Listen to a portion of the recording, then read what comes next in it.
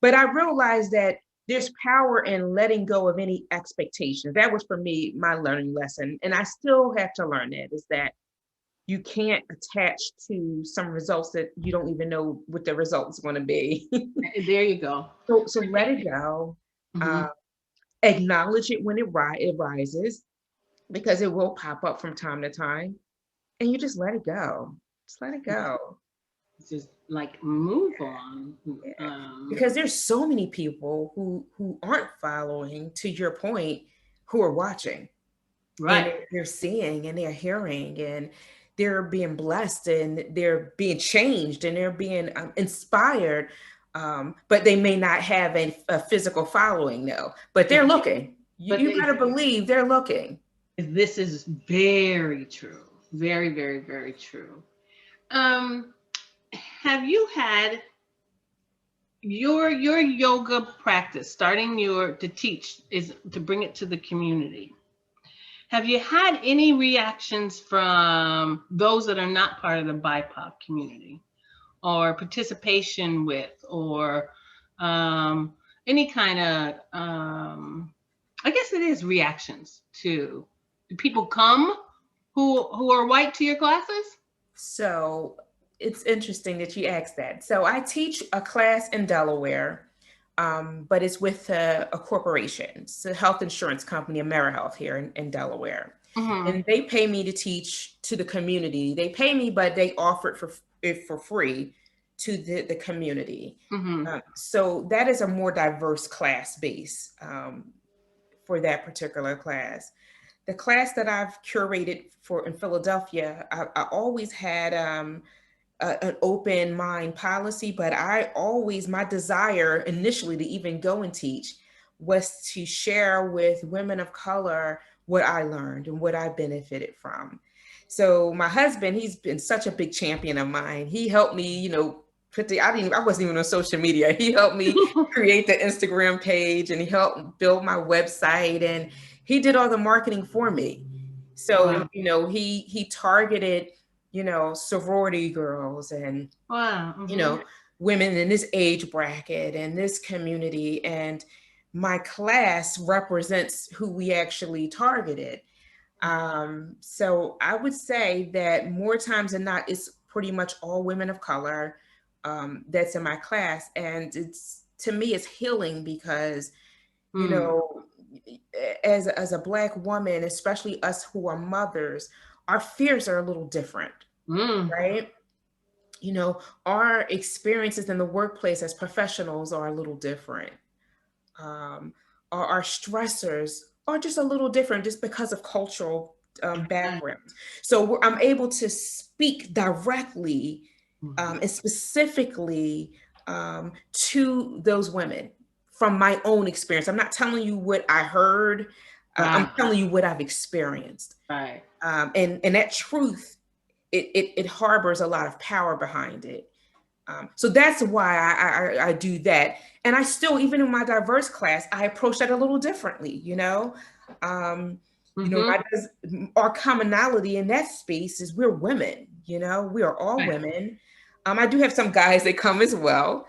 Um, but I approach that class a little bit different than I do with the class that I teach in Philadelphia, because of our experiences. I mean, when I realized that I taught at a group home, and it was all girls, teenage girls, who were adjudicated from the system.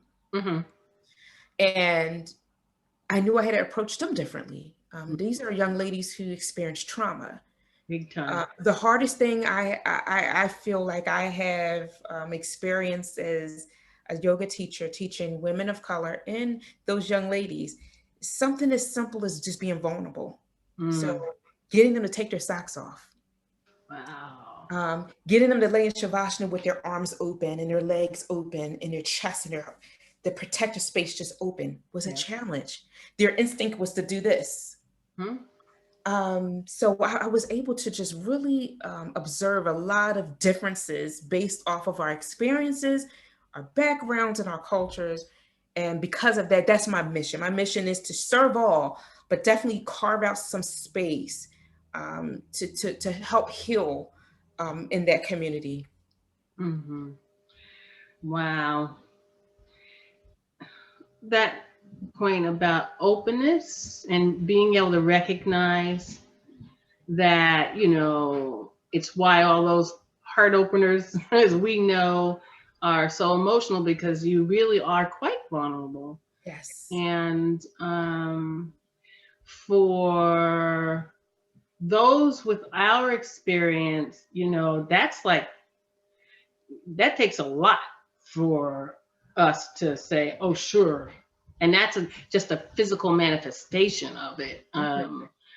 Because walking in protection always, we walk in, I often say it's like, like my kids would say, "Mom, yeah, eyes in the back of your head." I said, and more so,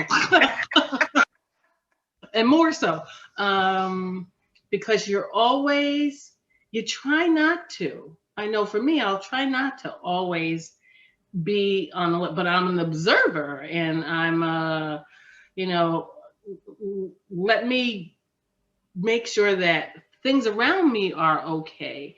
And women in general may feel that way, but for those of us experiencing this body, it's just very different. And it is hard. It would be very hard to explain to someone who has not really walked in those shoes. Definitely. Walking in a room to, and I know you do training and consulting, those kinds of things.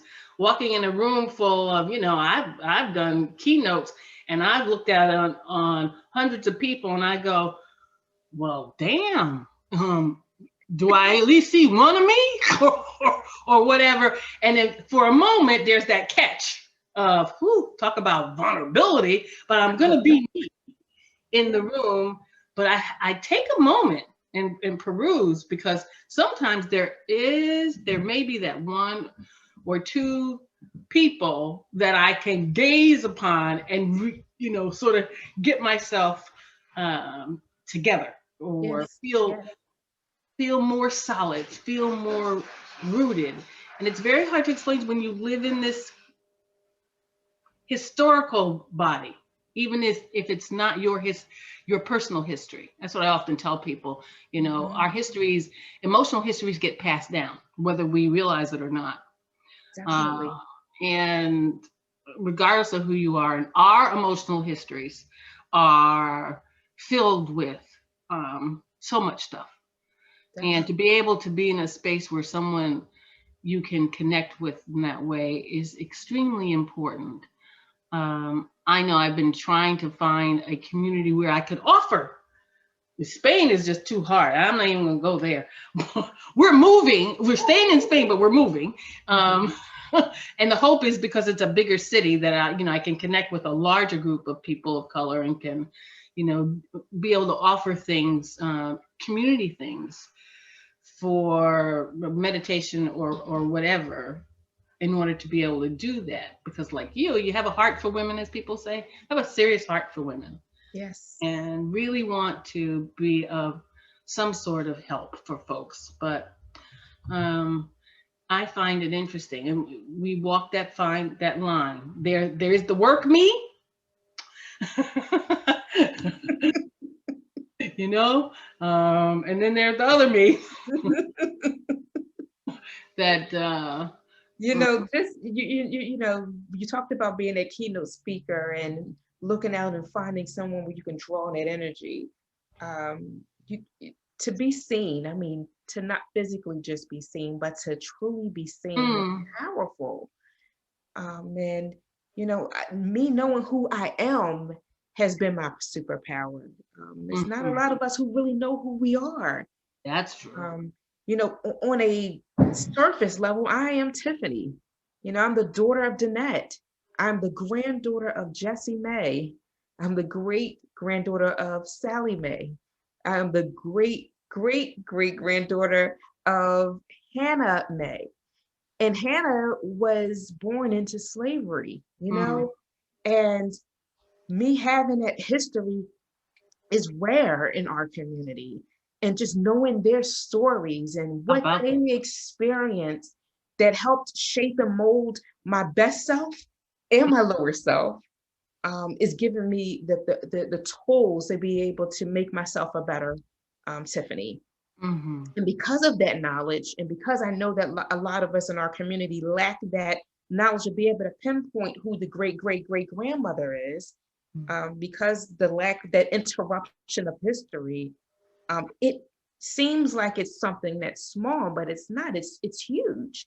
And I Two. think if we think about it in that way, it's not about trying to segregate yourself from other practitioners, but just creating a safe space where you're really seen, Mm. not physically, but spiritually seen. Yeah. Wow. I'm just thinking about what you said about knowing that lineage, um, how important it is and how far back we can go. And being able to share that with your boys, Definitely. Yeah.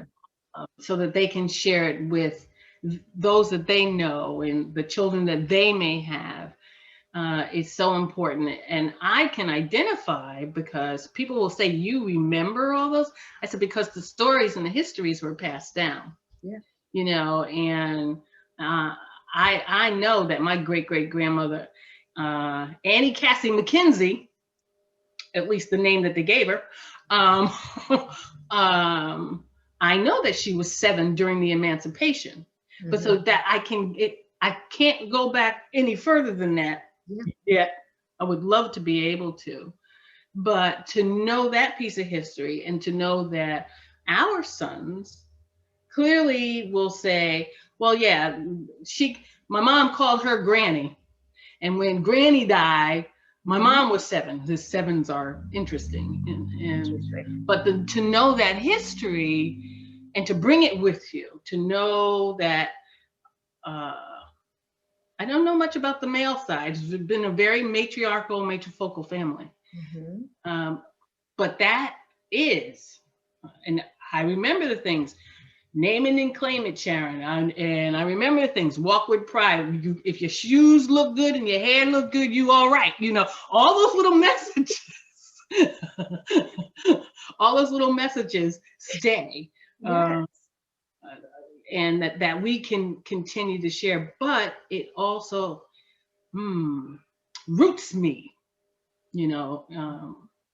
and to that exact point of knowing who you are and knowing that there are so many of us who are clueless. I mean, I wish I knew more, but are totally clueless. Yeah. And the sense of pride in self and in family, is so small, and you try very hard to say, regardless of how small it is, we can build on that, Mm-hmm. you know. And amazingly, how yoga can help you do that when you are in the position to allow it to happen. So I I get it. People are often shocked that you know that kind of history. Mm-hmm. And the maze, I kept hearing you with the maze, but see, because it means it's one more, another one, another one, another one. Mm-hmm. Mm-hmm. And Um, it's just, it just helps to understand why we yearn to see another one of us nearby. I know, huh? We all thirst and hunger as human beings for community for sure, but ultimately to be seen, um, and to see ourselves, Yeah. and that's my haven. I mean, that's my medicine. I don't haven't been to therapy in a while, um, but I have the tools, because Mhm. I spend time being still. And good Lord, over the last year, we all have been forced to kind of do that. We have, right. Um, I realized how I thought I was pretty rooted and grounded, but that last year showed me that there was still I can dig deeper. I can dig deeper and be quiet so that I can find out more about myself Hmm. and what my triggers are. And in the past I can have 3 or 4 days go by and not realize I was having a depressive episode until I was in the bed and couldn't get out. Hmm. Now I can feel it. I know that I can feel the irritability coming on, or I can feel like I can't, I'm sleepy, I'm extra sleepy. So now I know what to do. Like, okay, Right. get my therapy light lamp out and let me go take a walk, and let me go ground, take my shoes off and get in the grass. And that's what meditation does for you. Just being still, being quiet so you can Mhm. hear. And using those tools, because you use them and you show people. The tapping was one, and it was something I was not familiar with. I can't remember. I think I might have even asked you a question, but it was a while ago, of one of those very first posts that you shared, and you talked about the lamp, and you do the things that help you. Utilizing those tools is making people aware about them. Share a little bit about it. I know I'm watching the time because I'm not going to go over. I appreciate the time that you're willing to give. But using those tools like the tapping, how has that been helpful to you? I think people would be interested in it. Yeah, I think that, I discovered it, believe it or not, through Iyanla Vanzant. I was watching a video of her on YouTube, and she introduced this method of EFT, which is emotional freedom technique, which is tapping. And the way it's described is it's similar to acupuncture, Oh. where you're tapping into the energy zones. You're disrupting stagnant energy. If you think of us as this human being with, we are filled with energy. You can just be still and you can feel the energy around your hands as you place your hands into your namaste mudra. You feel that energy between the palms. There's just so much power in us and around us. And sometimes that power gets stuck or stagnant. And when I feel myself, kind of starting to dip down into that depressive state, or Mhm. a place where I'm unfocused, which is another sign that depression is coming about as well. Um, I go to that method as well. So it's, just pretty much stating what that issue is first. Mhm. I'm feeling less than, or I don't feel it like I deserve XYZ, or I'm feeling envious right now, or I'm feeling whatever you're going through, you state that issue, you start disrupting that energy. Mhm. And not only are you disrupting it from an energy perspective, but you're disrupting it by speaking and claiming and calling a thing a thing.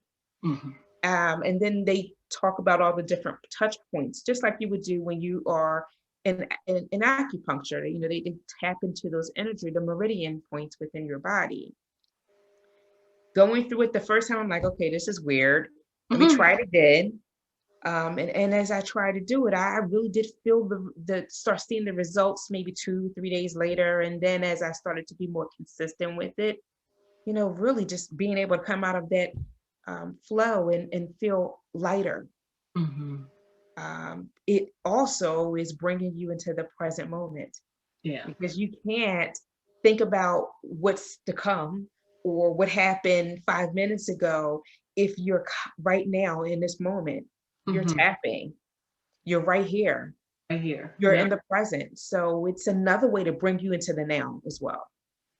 Wow. That's I appreciate that. Thanks for sharing it, because it's something that um I I want to know more about and want to utilize. I'm always about what are the things that you can do that will help you uh get a grip, as I say, because Mhm, the mhm. grip ain't there for the moment, whatever it may be. Um, standing in front of when we were getting ready to, we thought, fly out a few weeks ago, and they're saying, well, nope, these papers that you have are not enough, and you are not getting on that plane. Oh, And watching, and standing there and go, I can instant before that would not happen. Talk about attitude, it would be all over my face, mhm, all over my mhm. body. And watch my husband get more and more upset. Well, but we have, and it's just like, wait a Let it minute. out. And being able to say, well, what is it that we need? While I'm processing, okay, we're going to have to get these bags. We have to get back to it. And we have to go back to find a hotel. And we're going to have to because we're not getting on. This woman's not, she was actually very nice. I mean, she says, I'm going to send the paperwork to Madrid. Let's see what they say. And they said, no. So it's like, these are the things. And just calmly say, thank you for the information. I really appreciate it. But control, because in my mind I'm saying, breathe, don't hold your breath, Sharon, because that's what you do. Because I'm watching him do all the things that I just, what we can do, what it is. It's just like we're here in New York now. This is where we're gonna be for a moment until we're not getting on the plane because they ain't letting us on that plane. But yeah, finding those tools where that you can pick up in a moment that you need them, and utilize them and be able to move forward without so much destruction to self. Mhm. Uh, I love how you keep returning back to the breath. And, there is so much power in the breath. Again, it brings you in the now. And I don't think many people realize that from a scientific perspective, we're walking around pretty much breathing in the upper part of yep. the chest, which is just activating fight or flight anyway. Mm-hmm. I was a hyperventilator. I was the girl who would get so upset that it would throw me into a fit of hyperventilating. Mm-hmm. So deep breathing, hitting the lower lobes of the lungs that activate that parasympathetic nervous system, that automatically place you into a place of calmness, is powerful. Mm. To your point, when you're in the airport and you're being told your plans are not going to go according to what you thought they were going to go, Right. here's that tool. Here's that tool that's free and it's available and it's right there. Right. And it allows you to be able to function so that you can move to a point. You may not be letting it totally go. I mean, let's face it. Sure. But you can then move on so that you can take care of business that you needed to take care of and then move forward. And I think that that's what's most important. I'm thinking, I know our time is up pretty much. And I'm going, gee, it would be nice to be able to do like a live or something. I don't know if you're down for that, but I'm putting it out there. A live where people could, BIPOC folks and, those that are not might want to ask questions, share. What is it that we can do? I'm thinking about, this is like off the top of my head. What can we share and talk about how we move forward when we find upset? How do we let go of upset so that we can move forward? And what tools do you use and be able to share? Because I think sometimes, I know actually, people think they're the only ones that are still think that they're the only ones that I really can't do this and I fly off the handle and I do this and I do that. Not in a therapeutic kind of way, but just in a sharing kind of way. Sure. But something to think about anyway. Yeah. I think that's a brilliant idea. And we never can get enough tools. Never. That's the truth. Absolutely. Well, thank you, sweetie. I really, really appreciate it. One of these days, we're going to meet face to face. I'm so close to you now. I'm not that far. I'm like, what am I? Where are you now? Wilson in Maryland. Are you? We've been. My God. I know, so close. We've been here now. We were just counting. It was like I said, Fred, how long have we been here? He said 18 days. I'm like, oh my God. We came back to Kristen. I call Kristen is my daughter from another mother, is Fred's daughter from his first marriage. And when we spent like 5 extra days up in New York dealing with the consulate and trying to figure out what we could do, we're like, we can't afford to, even though it was on the cheap. I did a video about being in New York on the cheap. So we're like, well, can we come back? You thought we said goodbye before, but guess what? Because we were making the rounds to the kids. So we've been here, we've been here 3 weeks, a little over 3 weeks, but tomorrow we'll go back up to New York to fly out on Tuesday. Okay. And get out this time. So unbelievable. What must have been, whatever you were being kept from or protected from, I'll take it. I'll see it. I'll take it. I hear it, because that's exactly what I said. There is a reason Spirit said you weren't supposed to be doing absolutely. Absolutely. And I'm a firm believer. I'm a firm believer in that. So It's like, okay, it's all working out the way it's supposed to, you know? So thank you, thank you. Next time we're this way, I'm gonna definitely, and I'll rent a car. We don't even have a car. That's another thing. There's a bunch of people I was gonna try and connect with, but definitely I'm gonna let you know so we can actually do the meet in person. And Yes, I'm I a, would love that. you know, make that kind of connection. So you enjoy the rest of your You day. too. You too. Thank you so much for connecting with me. I appreciate you, Sharon.